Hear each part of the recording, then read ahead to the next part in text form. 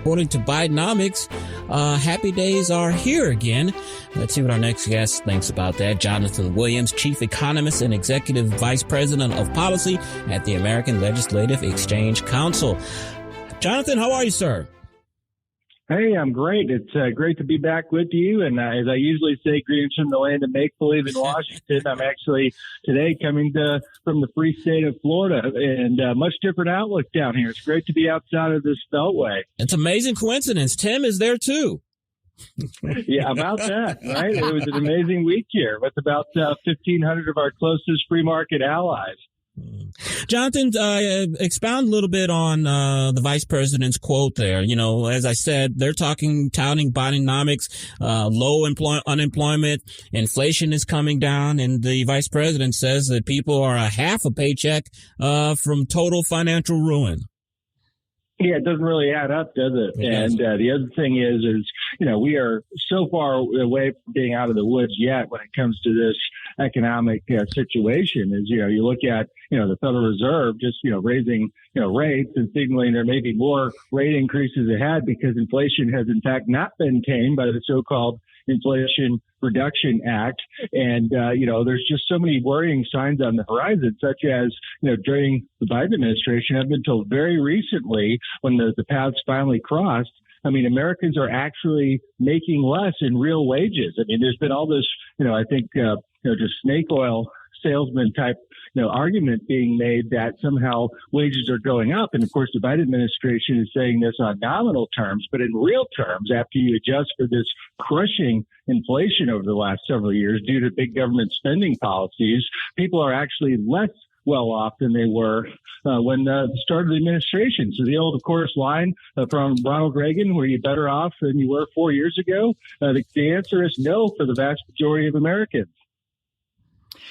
Jonathan, despite all the bad news nationally, and there's plenty of it, and you're exactly correct in your analysis there, Jonathan, didn't we, though, also hear sort of the diametric opposite of that for in the states? I mean, Jonathan, I was expounding the virtues of Florida and everything we've seen here and heard from the massive Florida delegation that, of course, joined us this week. But Jonathan, it's not just Florida, is it?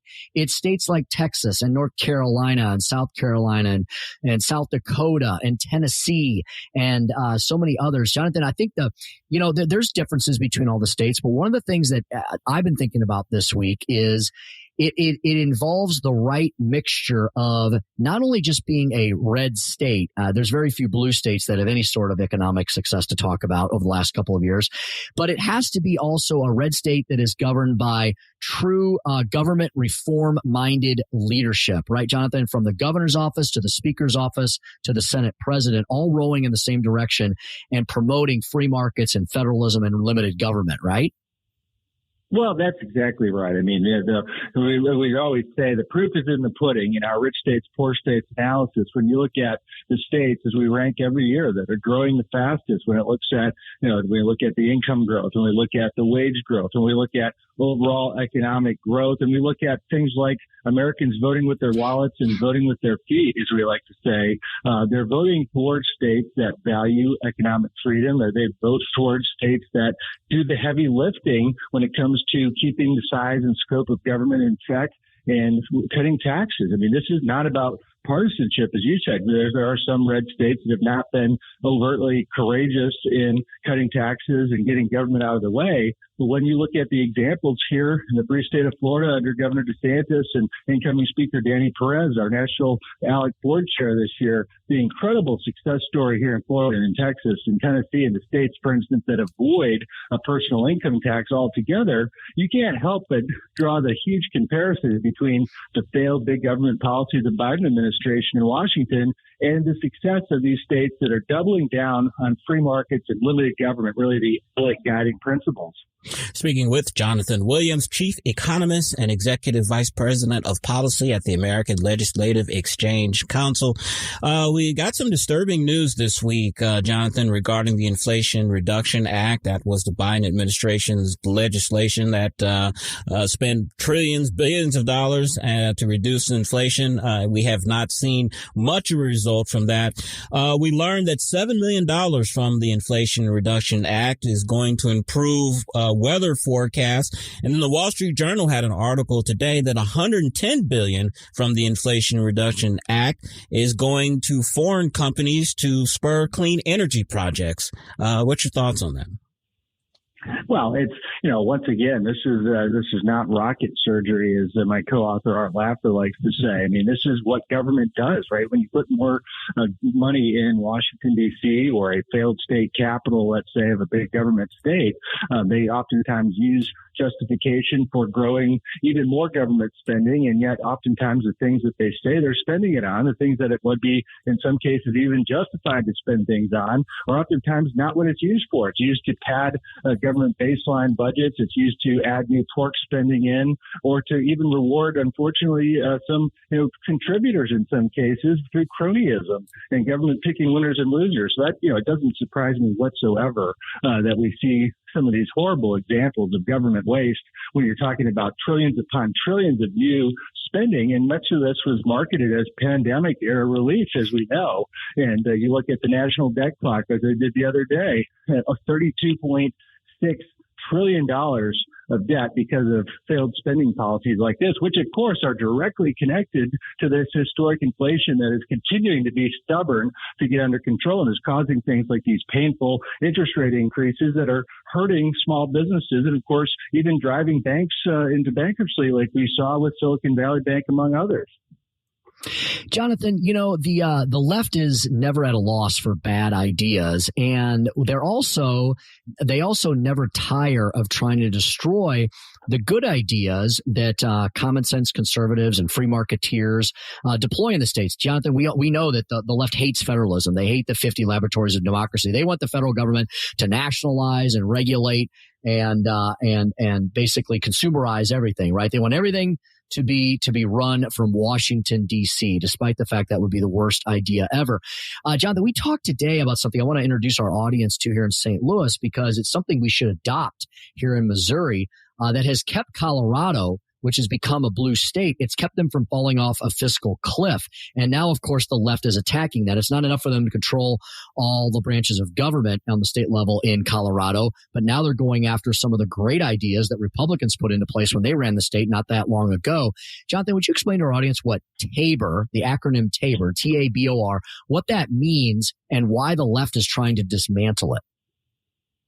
Well, yeah, exactly right. And your point is exactly spot on, Tim, in terms of this attack on federalism, states being able to control, their own policy decisions. That has been attack number one from the Biden administration. But when you talk about TABOR, for instance, the Taxpayers' Bill of Rights in Colorado, that has been in that state's constitution, put there by voters way back in 1992, now celebrating 30 years of being in the Constitution, is a direct check on the growth of government spending and taxing. And TABOR is unique in that it is probably the most really expansive and effective limit on the growth of government. And as you noted, Tim, over these 30 years, Colorado has really moved from being a reliable red state in many regards to being a blue state politically. But what hasn't changed is TABOR's effectiveness in the Constitution at protecting from government growing or taxing too much. And it's something that just is empowering voters to make decisions about the kind of government they want versus big government politicians. And of course, that's why it's under attack by those that want to see a much bigger government future for Colorado. And it's something that we all are watching very closely. It's, ALEC has adopted Taxpayers' Bill of Rights as model policy, and we're seeing states all across the country look to emulate it because it has been so successful for Colorado. Billions of dollars of tax surplus refunded back to taxpayers because of the Taxpayers' Bill of Rights. And that's exactly why it's in the crosshairs of the progressive left right now. Jonathan, we are in the middle of the 2024 election cycle. What is going to be the big legislative push for ALEC next year? Well, as we get input from our legislators, we're going to be finalizing somewhere between 2 and 3 dozen new pieces of model policy this week coming out of our meeting in Orlando. And we're going to be continuing to double down on our work on ways to enhance education freedom and empower parents with parental choice and ways to make decisions that are the best for them and their families. We're going to double down on economic freedom and this tax cut revolution that has swept the nation with now about 25 states substantially cutting income tax rates. Of course, Missouri cutting taxes as well, trying to keep up with Iowa and Governor Kim Reynolds with their flat tax, and just so many great things that have happened on economic opportunity, regulatory relief. And, the other third plank is we're going to continue to work on developing American energy independence, and not just energy independence. We need American energy dominance right now, given geopolitical trends around the world, as we cannot count on some of our countries that we've traded with in the past to necessarily have America's interest at best heart when it comes to energy policies. And so fighting things like big government to really make America energy weak when it comes to our own energy development. And so those are three of the areas that we're going to continue to spend a lot of time working on and talking, but we're going to be, of course, connecting with our 2,000 state legislators across the country as they develop their own priorities to make sure ALEC can come beside them and offer these trusted policy solutions to make their communities and make their states better places.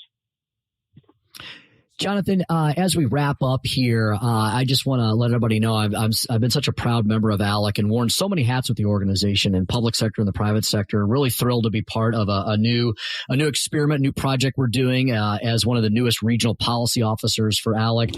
Jonathan, what I've come to find is that ALEC needs not be a secret. It's open to everyone. Yes, it is a collaborative effort between the public sector, legislators, the private sector, and the think tank world. But Jonathan, doesn't ALEC offer so many common sense solutions to educate every average day hardworking Americans on issues of public policy and how they might influence their legislators? Well, absolutely, Tim. And it's great to continue to work with you and have worked. We've worked well together for now more than 15 years since your freshman year in the Missouri House. And, it's just an incredible spot that we're in to be able to work alongside the men and women who are, sacrificing and doing it for the right reasons. People don't get into state government service to make a lot of money. In fact, I was here with the Speaker of the House in New Hampshire. New Hampshire legislators make $100 a year, Tim, as you know. They're in it for the reasons of making their states and their communities better off and finding real solutions, contrary to the rhetoric and the hot air coming out of Washington, D.C., the land of make-believe.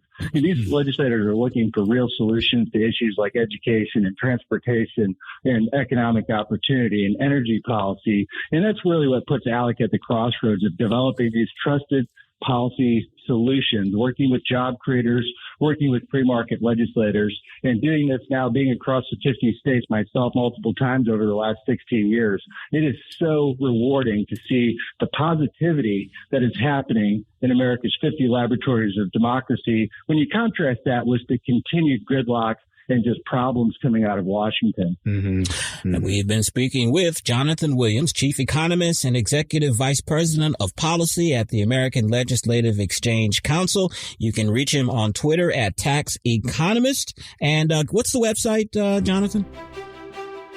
ALEC.org. ALEC.org. I will never forget that, I promise. Have a great weekend and safe travels back to the swamp. Always great to join you, gentlemen. Thank you. Thank you.